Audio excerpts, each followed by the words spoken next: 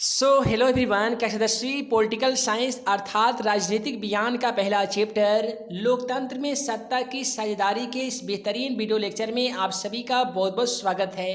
यानी आज की इस वीडियो में हम लोग पढ़ने जा रहे हैं 10वीं कक्षा के राजनीतिक विज्ञान का पहला चैप्टर जिसका नाम है लोकतंत्र में सत्ता की साझेदारी।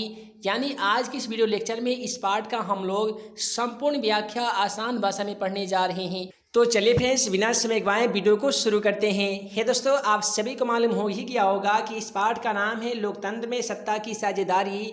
तो सबसे पहले हम लोग ये जानने की कोशिश करेंगे कि आखिर लोकतंत्र में सत्ता की साझेदारी का क्या अर्थ होता है। जैसा कि आप सभी को मालूम होगा कि आज की इस पाठ में हम लोग जानने की कोशिश करेंगे कि सामाजिक विषमताओं के कारण लोकतंत्र के द्वंद्व में तत्व किस प्रकार से अंतर्निहित हो गए हैं। जातीय एवं सांप्रदायिक विविधता लोकतंत्र को किस प्रकार से प्रभावित कर रही है। आप सभी को मालूम होगा कि खास करके अपने देश हिंदुस्तान में जातिगत एक ऐसा मुद्दा बन गया है जिसका यूज करके बहुत सारे ऐसे नेतागण जो समाज के लिए अच्छे नहीं हैं फिर भी जातिगत विषमताओं को उभार कर लोकतंत्र को प्रभावित करने के साथ साथ बहुमत प्राप्त कर ले रहे हैं और बहुमत प्राप्त करने के साथ सरकार का गठन कर लेते हैं। सरकार का गठन करते ही सत्ता का संचालन करने लगते हैं। तो सबसे पहले हम लोग जानने की कोशिश करते हैं कि आखिर लोकतंत्र में द्वंद्ववाद कैसे होता है। तो यहाँ पे आप सभी देख पा रहे हैं कि लोकतांत्रिक शासन व्यवस्था में लोग ही शासन के केंद्र बिंदु होते हैं। यही कारण है कि अमेरिका के भूतपूर्व राष्ट्रपति का कहना था कि लोकतंत्र जनता का, जनता द्वारा और जनता के लिए शासन है। यहाँ पे भी वही चीज़ बताया गया है कि लोकतांत्रिक शासन व्यवस्था में लोग ही शासन के केंद्र बिंदु होते हैं। लोकतंत्र एक ऐसी शासन व्यवस्था है जिसमें लोगों के लिए एवं लोगों के द्वारा ही शासन चलाया जाता है। अब आइए जान लेते हैं कि द्वंद्ववाद का अर्थ क्या होता है। तो आसान भाषा में जानिए कि द्वंद्ववाद का मतलब होता है बातचीत या तर्क वितर्क करना। इसे ही द्वंद्ववाद कहा जाता है। लोकतांत्रिक व्यवस्थाओं में सामाजिक विभाजन के स्वरूप, लोकतांत्रिक व्यवस्थाओं में सामाजिक विभाजन अलग अलग स्वरूप तथा भेदभाव के विरुद्ध में अलग अलग तरीके होते हैं। एक होता है क्षेत्रीय भावना के आधार पर सामाजिक बंटवारा एवं भेदभाव तथा विरोध और संघर्ष की शुरुआत होती है। मुंबई, दिल्ली, कलकत्ता में उत्तर भारत के बिहारी और उत्तर प्रदेश के लोगों के विरुद्ध हिंसात्मक व्यवहार इसका उदाहरण है। आप सभी को मालूम होगा कि खास करके बिहार के लोग या यूपी यानी उत्तर प्रदेश के जो भी मजदूर दूसरे राज्य एवं दूसरे देश में जब जाते हैं मजदूरी करने तो उन्हें बहुत सारे प्रताड़ना का शिकार होना पड़ता है। उनको बहुत सारे दुर्व्यवहार करते हैं, उनके साथ हिंसात्मक व्यवहार किया जाता है। आप सभी को मालूम होगा कि उसके जो प्रमुख उदाहरण है वो बिहार को ले लीजिए और उत्तर प्रदेश को ले लीजिए। भारत में सामाजिक विभाजन भाषा, क्षेत्र, संस्कृति, धर्म, जाति, लिंग इत्यादि के आधार पर किया जाता है। यहाँ पे आप सभी देख पा रहे हैं कि सामाजिक भेदभाव एवं विविधता की उत्पत्ति व्यक्ति को समुदाय या जाति का चुनाव करना उसके बस की बात नहीं है। कोई भी व्यक्ति जन्म के कारण ही उसकी समुदाय का सदस्य बन जाता है। दलित परिवार में जन्म लेने वाला बच्चा उस समुदाय का सदस्य हो जाता है। स्त्री, पुरुष, काला, गोरा, लंबा, नाटा इत्यादि जन्म का परिणाम है। उसके बाद में आप सभी देख पा रहे हैं कि सामाजिक विभाजन जन्म आधारित नहीं होते हैं। यानी समाज का जो विभाजन जो है, बंटवारा है, वो जन्म के आधारित नहीं होते हैं बल्कि कुछ हम अपने इच्छा से भी चुन लेते हैं। जैसे कोई व्यक्ति अपने इच्छा से धर्म परिवर्तन कर लेता है, कुछ व्यक्ति नास्तिक बन जाता है तो कुछ व्यक्ति आस्तिक बन जाता है। और आप सभी को मालूम होगा कि नास्तिक उसे कहते हैं जो ईश्वर में विश्वास रखता है, उसे आस्तिक कहा जाता है। और जो लोग ईश्वर में विश्वास नहीं रखते हैं उसे हम लोग नास्तिक कहते हैं। तो क्या होता है कि कुछ लोग जन्म से उनका सामाजिक बंटवारा इसलिए नहीं होता है, सामाजिक विभाजन इसलिए नहीं होता है क्योंकि बहुत सारे ऐसे लोग हैं जो जन्म लेते हैं हिंदू में तो कई बार दूसरे धर्म को अपना लेते हैं। बहुत बार ऐसे लोग होते हैं जो मुस्लिम कुल में जन्म लेते हैं लेकिन हिंदू धर्म को अपना लेते हैं। तो इस प्रकार से उनके धर्म परिवर्तन के बाद उनका कुछ जो है सामाजिक बंटवारा वहाँ से चेंज हो जाता है। एक ही परिवार के कई लोग किसान, सरकारी सेवक, व्यापारी, वकील इत्यादि पेशा अपनाते हैं जिनके कारण उनका समुदाय अलग अलग हो जाता है और इनके समुदायों के हित में साधन एक दूसरे के विपरीत भी हो सकती है। सामाजिक विभिन्नता और सामाजिक विभाजन में अंतर कोई आवश्यक तो नहीं है। किसी भी सामाजिक विभिन्नता सामाजिक विभाजन का आधार होता है। संभव हो तो भिन्न समुदाय के विचार भिन्न भिन्न हो सकते हैं, यानी अलग अलग जाति एवं धर्म के जो भी लोग होते हैं उनके विचार, उनके सोचने समझने की जो तर्क वितर्क है, उनकी जो संस्कृतियाँ हैं वो अलग अलग भी हो सकते हैं, किंतु हित समान ही होगा। जैसे मुंबई के मराठियों के हिंसा का जो शिकार हुए थे, वो शक्तियों की जातियाँ भिन्न भी थी, धर्म भिन्न होंगे, लिंग भिन्न हो सकता है, किंतु उनका क्षेत्र एक ही था। वे सभी एक ही क्षेत्र उत्तर भारतीय थे, उनका हित समान ही था। वे सभी लोग अपने अपने व्यवसाय एवं पेशा में संलग्न रहते थे। इस कारण सामाजिक विभिन्नता सामाजिक विभाजन का रूप नहीं ले पाता है। अब यहीं से मैट्रिक एग्जाम पेपर में सवाल पूछा जाता है कि क्या सामाजिक विभिन्नताएं सामाजिक विभाजन का रूप ले लेती है, तो आप बोलेंगे कि जी नहीं लेती है।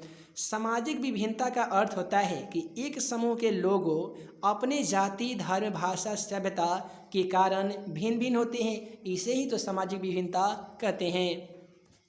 उसके बाद में यहाँ पे देख पा रहे हैं कि सामाजिक विभाजन एवं विभिन्नता में बहुत बड़ा अंतर है। सामाजिक विभाजन की बात करते हैं और विभिन्नता यानी अलग अलग समाज में रहने वाले लोगों की बात करते हैं, तो ये दोनों में बहुत बड़ा अंतर है। सामाजिक विभाजन तब होता है जब कुछ सामाजिक अंतर दूसरे अनेक विभिन्नताओं के ऊपर बड़े हो जाते हैं। जैसे हम बात करते हैं स्वर्ण और दलितों का अंतर एक सामाजिक विभाजन है। उसी तरीके से क्योंकि दलित संपूर्ण देश में आम तौर पर गरीब माने जाते हैं और वे वंचित एवं बेसहारा होते हैं, वे भेदभाव के शिकार भी होते हैं। जबकि स्वर्ण की बात करते हैं तो स्वर्ण जो उच्च जाति के लोग होते हैं वो आम तौर पर संपन्न एवं सुविधा युक्त होते हैं। अर्थात आसान भाषा में कहें तो दलितों को यह महसूस होने लगता है कि वे दूसरे समुदाय के हैं, जबकि एक तरह सामाजिक अंतर अन्य अंतरों से ज़्यादा महत्वपूर्ण बन जाता है और लोगों को यह महसूस होने लगता है कि वे दूसरे समुदायों के हैं। इससे सामाजिक विभाजन की स्थिति पैदा हो जाती है। अब अमेरिका की बात करते हैं तो अमेरिका में श्वेत और अश्वेत का अंतर सामाजिक विभाजन कहलाता है। अमेरिका में देखिएगा तो आज भी नेग्रो कम्युनिटी के लोगों को बहुत वहाँ के कमतर दर्जा के लोगों को रूप में माना जाता है, यानी गोरे और काले का जो भेद है वो अमेरिका में देखने को मिलता है। सामाजिक विभाजन में जाति राजनीति में सामाजिक विभाजन के सकारात्मक और नकारात्मक दोनों पहलू की महत्ता है। जाति व्यवस्था राजनीति में कई तरह की भूमिका निभाती है। आइए जान लेते हैं किस प्रकार की भूमिका निभाती है। तो एक तरह राजनीति में जातीय विभिन्नताएं होती है तथा असमानताएं वंचित और कमजोर समुदाय के लोगों की बातें आगे बढ़ने और सत्ता में अपनी हिस्सेदारी मांगने की गुंजाइश भी पैदा करती है। तो दूसरी तरफ सिर्फ जाति पर जोर देकर उसे नुकसानदेह बना दिया जाता है। आज भी ये स्थिति अपने देश में देखने को मिलता है कि जाति के कैटेगरी के हिसाब से वे सत्ता में साझेदारी नहीं कर सकते हैं, सत्ता में हस्तक्षेप नहीं कर सकते हैं। अब हम लोग जानेंगे कि राजनीति में जाति किस प्रकार से होता है। यहाँ पे आप सभी देख पा रहे हैं कि राजनीति में जातियों का अनेक पहलू होते हैं। जैसे अब राजनीति में कौन कौन से पहलू होते हैं जाति का, तो निर्वाचन के वक्त पार्टी उसी जाति एवं अभ्यर्थी को वोट देती है जिससे जातियों की संख्या अधिक होती है ताकि उसके चुनाव जीतने की जरूरी वोट उसे मिल सके। अब यहाँ भी जनता भी अर्थात हम लोग भी क्या करते हैं कि मान लेते कोई स्वर्ण जाति का अगर चुनाव लड़ रहा है तो अधिकतर जितने भी स्वर्ण जाति के से संबंधित लोग रहते हैं वे सभी उन्हीं को वोट देते हैं। अगर स्वर्णों की संख्या ज़्यादा होती है तो वे चुनाव जीत जाते हैं। दलित की बात करते हैं तो दलित का कोई कैंडिडेट अगर चुनाव लड़ता है तो सारे दलित वो अच्छा हो या बुरा हो इसको ख्याल में न रखते हुए भी उनको वोट देते हैं, जिसके कारण उसको बहुमत प्राप्त होता है और वो सत्ता का संचालन कर लेते हैं। और यहीं से जो जातिगत विभिन्नताएँ हैं ना वो पैदा होने लगती है। राजनीतिक पार्टियां चुनाव जीतने के लिए जातिगत भावना जो है वो भड़काने की कोशिश करता है। दलित और नीची जातियों का महत्व भी निर्वाचन में वक्त बढ़ जाता है। यानी निर्वाचन के मतलब होता है चुनाव के समय में दलित एवं निचली जाति के जितने भी लोग होते हैं ना उनका भी जो महत्व है वो चुनाव के वक्त काफ़ी ही ज़्यादा बढ़ जाता है। और आप सभी को मालूम होगा कि जहाँ तक दलित की बात किया जाए तो जब चुनाव होता है तो सारे दलित को एक हिंदू मानकर उनको बहुत ही ज़्यादा महत्व दे दिया जाता है, खास करके अपने हिंदुस्तान में देखने को मिलता है। और बाद में चुनाव जीतने के बाद दलित को दलित समझा जाता है। ये बहुत ही बड़ी हिंदुस्तान में ये हिंसात्मक बातों के रूप में इसको जाना जाता है। अब यहाँ पे हम लोग जानने की कोशिश करते हैं कि चुनाव में जातिया में ह्रास की प्रवृत्ति किस प्रकार से होती है। तो राजनीति में यह धारणा बन जाती है कि कि चुनाव और कुछ नहीं बल्कि जातियों का खेल है। आजकल चुनाव में कुछ ऐसा माहौल बना दिया गया है जहाँ पे चुनाव को चुनाव नहीं बल्कि एक लगता है कि ये जातियों का मिला जुला खेल है, परंतु ऐसी बात नहीं है। राजनीति में अनेक अवधारणाएं भी महत्वपूर्ण मानी जाती है। यहीं पे हम लोग बात करते हैं अवधारणा नंबर 1 की।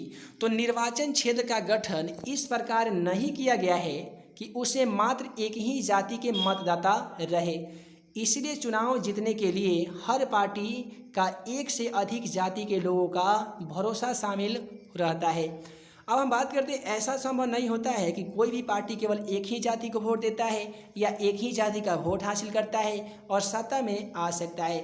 अगर जातीय भावना अस्थायी होता है तो जातीय गोलबंद पर सत्ता के आने वाली पार्टियां की कभी भी हार नहीं होती है। क्षेत्रीय पार्टी भले ही जातीय गुटों को संबंध बनाकर आ जाते हैं, किंतु अखिल भारतीय का चेहरा पाने के लिए जाति विहीन सांप्रदायिकता के परे विचार रखना आवश्यक होता है। ऊपर लिखे गए सभी बातों से तो यह स्पष्ट होता है कि राजनीति में जाति का महत्वपूर्ण भूमिका निभाती है। राजनीतिक में जाति जो है वो बहुत ज़्यादा भूमिका, बहुत ही बड़ी भूमिका निभाती है, किंतु दूसरे कारक भी असरदार भी होता है। अब हम लोग बात करते हैं सांप्रदायिकता के बारे में कि आखिर ये सांप्रदायिकता का अर्थ होता क्या है। तो यहाँ पे हम लोग देखेंगे कि राजनीतिक में धर्म समस्या के रूप में निम्नलिखित कारणों से खड़ी हो जाती है। अब एक होता है कि धर्म को राष्ट्र का आधार मान लिया जाता है। धर्म जो है वो राष्ट्र यानी देश का एक मुद्दा बना लिया जाता है। उसके बाद में आप सभी रोमन नंबर 2 में देख पा रहे हैं कि राजनीति में धर्म की अभिव्यक्ति एक समुदाय विशिष्टता के लिए की जाती है। राजनीति किसी भी धर्म विशेष दावे को सपोर्ट नहीं करती है। राजनीति एक ऐसा राजनीति है, हिंदुस्तान का बहुत ही खुशी होता है इस बातों को जानकर कि हिंदुस्तान का जो राजनीति है, हिंदुस्तान का जो लोकतंत्र है, वो किसी भी एक विशेष धर्म को दर्जा नहीं देता है, किसी भी एक धर्म को सपोर्ट नहीं करता है। किसी भी धर्म विशेष के अनुयायी एक धर्म को मानने वाले लोगों को मोर्चा खोल देता है। एक धर्म के विचारों के दूसरे धर्म को श्रेष्ठ माना जाने वाला लगता है, जिससे दो धार्मिक समुदायों के बीच में तनाव शुरू हो जाता है। अब यहाँ पे राजनीतिक दल के नेता लोग क्या करते हैं कि एक धर्म के लोग दूसरे धर्म को अपने से ज़्यादा बढ़ चढ़ के दिखाने लगते हैं, जिससे यहाँ पे क्या होने लगता है कि एक धर्म समुदाय के लोग दूसरे धर्म समुदाय के लोगों को अपने से हीन मानने लगते हैं और यहीं से दोनों के बीच में क्या हो जाता है, तो तनाव शुरू होने लगता है। राजनीति में धर्म को इस तरह इस्तेमाल करना ही सांप्रदायिकता कहलाता है। और सांप्रदायिकता का हम लोग आसान भाषा में आंसर जाने तो यहाँ पे दिया गया है कि यदि जब हम कहने लगते हैं कि धर्म के समुदाय का निर्माण करती है तो सांप्रदायिकता राजनीति का जन्म लेती है और इसी अवधारणा पर आधारित सोच को ही सांप्रदायिकता कहते हैं।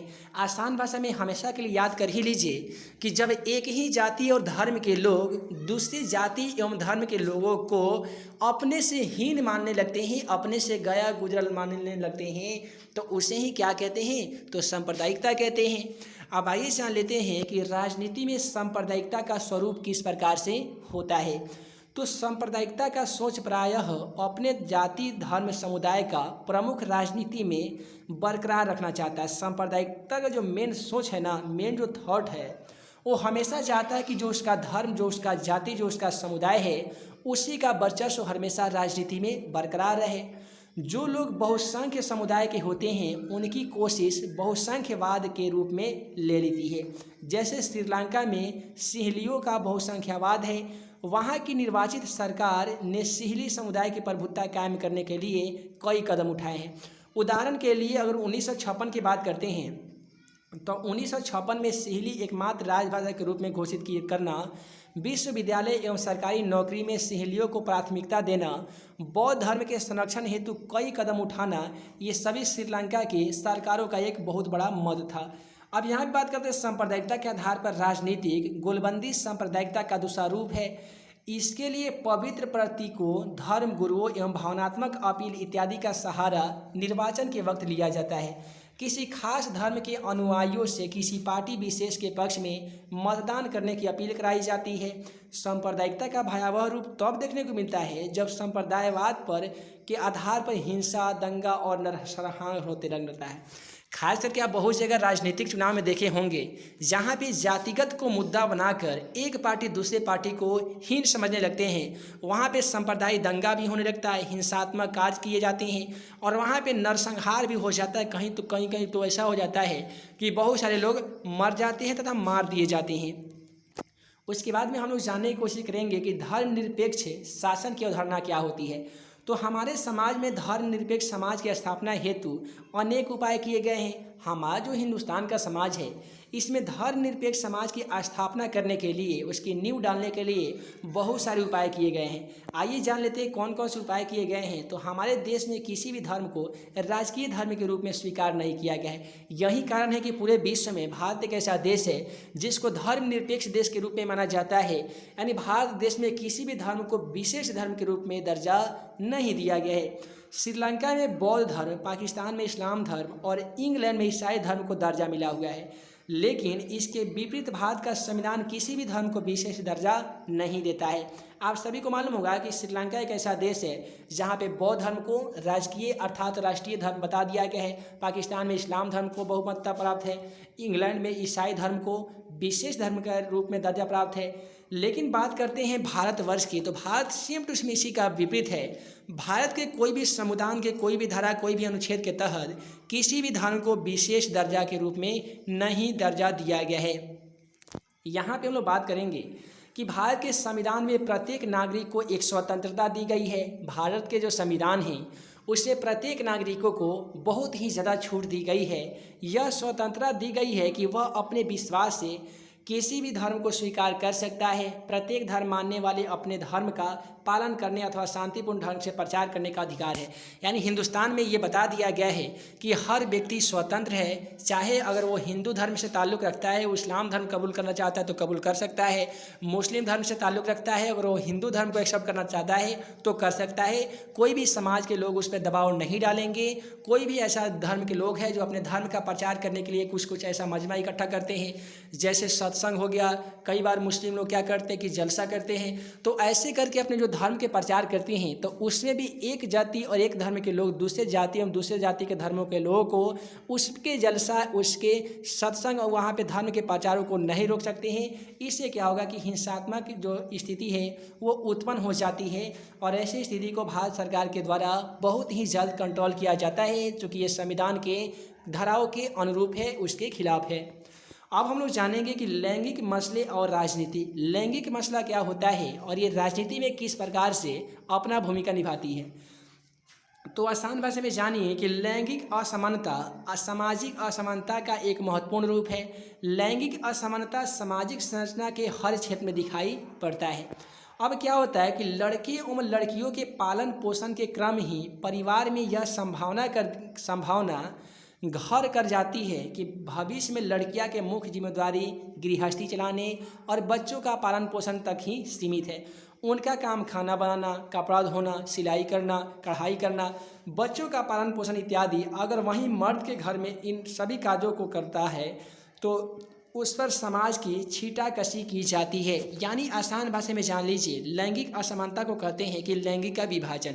बहुत सारे समाज में आज भी वो कुरीतियाँ मौजूद है। अगर लड़की किसी का पैदा होता है तो वहीं से उसका भाग तय कर दिया जाता है कि इसको आगे चल कर क्या करना है। तो उसका मुख्य जो जिम्मेवारी है वो गृहस्थी करना, यानी घर का कार्य करना, बच्चे को देखभाल करना, वहीं तक उसका कार्य सीमित है। क्या उसको केवल खाना बना सकती है, केवल कपड़ा साफ करना, सिलाई कढ़ाई करना और बच्चे को पालन पोषण करना। यहाँ पे समाज की कुरीति के अनुसार लड़कियों को यहीं तक कार्य सीमित माना जाता है और अगर ये सब कार्य नहीं करती है तो उसका उपहास उड़ाया जाता है। इसी को तो लैंगिक विभाजन कहा जाता है। आधुनिक दौर में अगर महिलाएं की बात करते हैं तो उसके जीवन की हर क्षेत्र में अपनी उपस्थिति दर्ज करा रही है। आज महिलाएं जहां पे पुरुष बढ़ चढ़ के हिस्सा ले चुके हैं, वहां पे भी कदम में कदम मिलाकर महिलाएं बढ़ चढ़ कर वहां पे भी हिस्सा ले रही है। भारत कृषि प्रधान देश है। आप सभी को मालूम होगा कि भारत एक ऐसा देश है जिसे कृषि प्रधान देश के रूप में माना जाता है। यहाँ के लोगों की आजीविका का मुख्य आधार कृषि है। किसान शब्द का जब उच्चारण किया जाता है तो लोगों के दिमाग में पुरुष का चेहरा उभर कर आ जाता है, जबकि सच्चाई यह है कि कृषि के क्षेत्र में महिलाएं की भी भागीदारी पुरुषों की तुलना में कहीं भी कम देखने को नहीं मिलता है। अब कृषि क्षेत्र में महिलाओं का योगदान बहुत ही बढ़ गया है। इन बातों की पुष्टि निम्नलिखित आंकड़ों से की जाती है। यानी आप सभी को मालूम होगा कि अगर कृषि की जैसे बात करते हैं तो सबके मन में एक सवाल आता होगा कि भाई साहब ये जब कृषि की बात है तो जाहिर सी बात है खेतों में काम करने की बात हो रही है, और खेतों में काम करने की बात करते हैं, कृषि की बात करते हैं तो ज़्यादातर ये जो कार्य है ना ये पुरुष के वर्ग के लोग ही करते हैं, जिसमें महिलाओं की तो भागीदारी होती नहीं है। अगर आप ऐसा सोच रहे हैं तो आप बिल्कुल गलत ही सोच रहे हैं, क्योंकि आजकल के महिलाएं भी कृषि में बहुत ही बड़ा अपना महत्वपूर्ण योगदान दे रही है। वहाँ पे भी जाके अपने कृषि कार्य संबंधित सभी कार्यों को कर रही है। ये निम्नलिखित आंकड़ों पर निर्भर करती है। तो हम बात करते हैं कृषि कार्य क्षेत्र में महिलाओं की कुल भागीदारी तो पूरे 40% है। 100 में जहाँ 60% पुरुष कार्य करते हैं कृषि का, तो वहीं पे 40% महिलाएं भी कार्य करती है। कुल पुरुष जो काम कारगर होते हैं वो 53% होते हैं, तो महिलाएं वहीं पे 73% कारगर कृषि क्षेत्र में मानी जाती है। ग्रामीण महिलाओं की बात करते हैं तो ग्रामीण में महिलाएं लगभग 85% कृषि से जुड़ी रहती है। अब हम बात करते हैं कि भारत की कृषि क्षेत्र में महिलाओं की भागीदारी कम तो नहीं है, परंतु दुख इस बात की है कि कृषि क्षेत्र में शामिल महिलाओं को पुरुषों की तुलना में कम मजदूरी दिया जाता है। ये बहुत ही अफसोसनाक बात है कि आज भी हिंदुस्तान में देखने को मिलता है कि कहीं ना कहीं महिलाएं जो है पुरुष के कदम में कदम मिलाकर उसके बराबरी मेहनत करती है, फिर भी पुरुष के तुलना में महिलाओं को जो वेतन है वो काफ़ी ही कम दी जाती है। अब यहाँ पे बात करते हैं मनुष्य जाति की आबादी में औरतों का हिस्सा आधा है, पर सार्वजनिक जीवन में खासकर राजनीति में इसकी भूमिका ना के बराबर है। अब पहले पुरुष को ही सार्वजनिक मामलों में भागीदारी करने, वोट देने या सार्वजनिक पदों के लिए चुनाव लड़ने की अनुमति दी गई थी। धीरे धीरे राजनीति के मुद्दे उठने लगे और महिलाओं को भी राजनीतिक एवं सार्वजनिक जीवन के अवसर प्राप्त होने लगे। पहले अगर बात करते हैं तो महिलाओं को वोट देने तथा वोट में खड़ा होने का, राजनीतिक में चुनाव लड़ने का अधिकार नहीं था। लेकिन बात है सर्वप्रथम इंग्लैंड की, जब 1918 ईस्वी में महिलाओं को वोट देने का अधिकार प्राप्त हुआ। उसके बाद में धीरे धीरे प्रत्येक लोकतांत्रिक देशों में भी महिलाओं को वोट देने का अधिकार प्राप्त होने लगा। आज प्रत्येक क्षेत्र में महिलाएं की उपस्थिति देखने को मिल सकता है। यूरोपीय देशों में महिलाओं की भागीदारी सार्वजनिक तौर पर काफ़ी ऊंचा देखने को मिलता है। भारत में अभी भी उतना संतोषजनक नहीं है। भारत का समाज अभी भी पुरुष प्रधान समाज के रूप में माना जाता है। औरतों के साथ कई तरह के भेदभाव भी किए जाते हैं। अब हम बात करते हैं महिलाओं की राजनीतिक प्रतिनिधित्व के बारे में। तो औरतों के प्रति समाज के घटिया नज़रिया के कारण ही महिलाएं आंदोलन में भाग ले रही है, बहुत सारे आंदोलनों को शुरुआत कर रही है। महिला आंदोलन के मुख्य मांगे इनकी और भागीदारी की सर्वोपरि मांग बन जाती है। यानी हम लोग बात करते हैं कि महिला की राजनीतिक प्रतिनिधित्व के क्या कारण है, तो समाज में महिलाओं को आज भी बहुत कमतर दर्जा दिया जाता है, बहुत ही नीच के रूप में माना जाता है। जहाँ पे पुरुष को उसी कार्य के लिए ज़्यादा वेतन दिए जाते हैं, वहीं पे महिलाओं को कम वेतन दिया जाता है। इन्हीं सभी कारणों को मद्देनज़र रखते हुए भारत की सभी महिलाएँ कई तरह के आंदोलन शुरू करती है। अब यहीं पर हम लोग बात करेंगे कि एक ताड़ी विरोधी आंदोलन आंध्र प्रदेश में हुआ था। अब यहीं से सवाल पूछे जाते हैं कि ताड़ी विरोधी आंदोलन किस प्रांत से शुरू हुआ था, तो आप बताएंगे कि सर आंध्र प्रदेश से शुरू हुआ था। अब वहाँ पे क्या हुआ था कि आंध्र प्रदेश में अपने आस पड़ोस में बहुत सारे मदिरा की बिक्री चालू हो गई थी। तो महिलाएं चाहती थी कि मदिरा की बिक्री पर रोक लगाना, शराबबंदी को बंद कराना। इसके लिए उन्होंने आंध्र प्रदेश में जितने भी महिलाएं हुए थे सभी महिलाएं एक जगह इकट्ठा हो गई। इकट्ठा होकर आंदोलन का उसका एक ही नारा था कि मदिरा को बंद करो, मदिरा को बंद करो। इससे क्या हुआ कि सरकार आंध्र प्रदेश की जो थी इन पर कड़ा सख्त से सख्त इन पर नज़र डाली और उनके मांगों को पूरा करते हुए ताड़ी विरोधी आंदोलन का आंदोलन का नाम रखा गया। अब क्या हुआ कि इन्हीं सभी सेवाओं को, इन्हीं सभी बातों को मद्देनजर रखते हुए भारत की तमाम महिलाएं भी आज भी आंदोलन करती है। एग्जाम्पल के तौर पे आपको जीता जागता उदाहरण यहाँ पे देखने को मिल सकता है कि आज भी हिंदुस्तान में पूरे किसान आंदोलन में महिलाएं भी बहुत ज़्यादा भूमिका निभा रही है। औरतों ने सोचना शुरू कर दिया है, जब तक महिलाओं की सत्ता में भागीदारी नहीं होगी तब तक इन समस्याओं का निपटारा नहीं होगा। यानी तमाम भारत के औरतों को ये मन में ठान लिया है कि जब तक सत्ता में यानी लोकतंत्र के सरकारी पद पे अगर जब तक महिलाएं अपना योगदान नहीं देगी, जब तक महिलाएं उस सीट पे नहीं बैठेगी, तब तक हिंदुस्तान में औरतों के बारे में कोई कुछ नहीं सुन सकता है, औरतों की स्थितियों का समाधान नहीं हो सकता है। और बहुत ही खुशी की बात है, आज भारत की महिलाएं इस बात को नज़र रखते हुए महिलाएं एकजुट होकर महिलाओं को आवाज़ को उठा रही है और कहीं ना कहीं सत्ता में जाने के लिए अपना वर्चस्व भी जमा रही है। भारत की लोकसभा में महिलाएं की संख्या 59 हो गई है। भारत की लोकसभा में महिलाओं की संख्या अगर पूछी जाए तो 59 हो गई है, जो कुल का 11% है।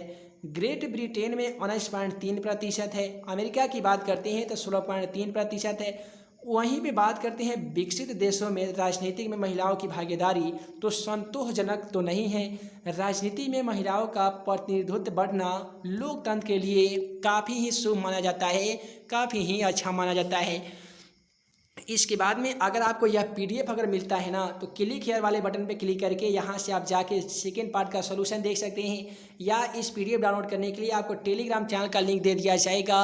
टेलीग्राम चैनल को ज्वाइन कीजिए, वहाँ पे जाके आप सभी पीडीएफ को फ्री में डाउनलोड कर सकते हैं। या क्लास 10 ऑल सब्जेक्ट का VVI क्वेश्चन का पीडीएफ लेने के लिए आप गूगल में सर्च करें questionforexam.com, या प्ले स्टोर में सर्च करें मैथ इन मैजिक टिप्स, या यूट्यूब पे सर्च करें मैथ इन मैजिक टिप्स और पाएँ अपने कक्षा 10वीं से रिलेटेड सभी क्वेश्चनों का महत्वपूर्ण विश्लेषण, वो भी सॉल्यूशन के साथ। उम्मीद है आज के इस बेहतरीन पार्ट में आप सभी को इस चैप्टर में जितने भी डाउट थे वो सभी क्लियर हो गए होंगे, और आज के सॉल्यूशन के आधार पे इस चैप्टर से जितने भी मैट्रिक एग्जाम पेपर में सवाल पूछे जाते हैं उन सभी का सवालों का सॉल्यूशन आप आसानी तरीके से कर पाइएगा। तो फ्रेंड्स, वीडियो लंबी ना हो जिस कारण मैं इस वीडियो को यहीं पे एंड करता हूँ। उम्मीद है आज का यह वीडियो आप सभी को पसंद आया हो तो वीडियो को लाइक करें, अपने दोस्तों में ज़्यादा से ज़्यादा शेयर करें। ऐसे ही नए नए वीडियो पाने के लिए आप हमारे YouTube channel math and magic tips को सब्सक्राइब करना बिल्कुल ना भूलिएगा। हम जल्द मिलेंगे ऐसे ही सोशल साइंस के NCERT सॉल्यूशन के अगले पार्ट को लेकर। तब तक के लिए वीडियो देखने के लिए आप सभी छात्र एवं छात्राओं का बहुत बहुत धन्यवाद।